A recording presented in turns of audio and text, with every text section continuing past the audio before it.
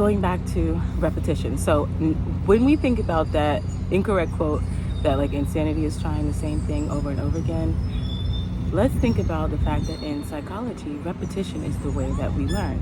So continuing to repeat something really does help us commit it to our long-term memory. So we have our working memory, our short-term memory, and our long-term memory. And I'm not going to go full professor here, but I just want to give people a framework of where something is in their mind. So when we have something in our working memory, it's just right there on the tip of our tongue.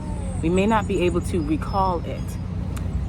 In a short-term memory, we can recall it within, let's say, if it happened in the past few days or the past week. And our long-term memory is being able to recall something over the course of years. So how we move something from the working memory in our brain that kind of just, it's there for the moment and then it goes out. It's like remembering telephone number if you don't repeat it.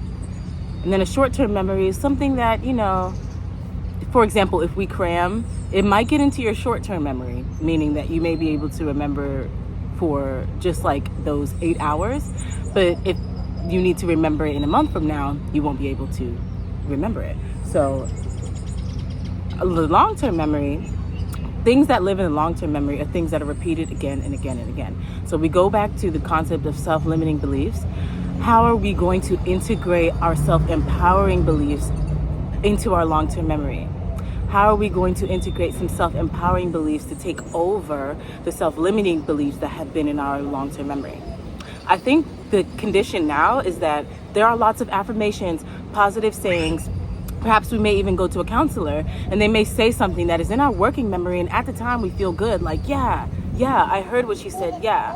But in order to really commit that to a long-term memory in a way of thinking, something we can rely upon for years to come, repetition, repetition, repetition. This is why it's important to do our affirmations every day, to look in the mirror and say, I am star, I am powerful, I am empowered, I have the power to heal myself. The importance of repetition is so that you can concretize those beliefs into your long-term memory so that you can then change your mind, change the way you believe, and live accordingly. So let's, in terms of banishing those self-limiting beliefs, I think something that could be really helpful is continuing to repeat those positive things to yourself. And always remember, just because you have a negative thought does not mean it is true.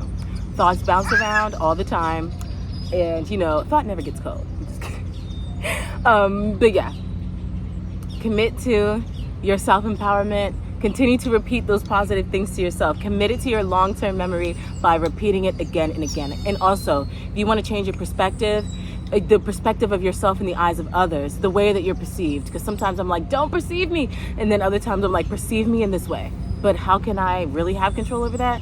Committing to making sure that myself in someone's long-term memory is aligned with the self that I want to be. And what does that require? Repetition, repetition, repetition.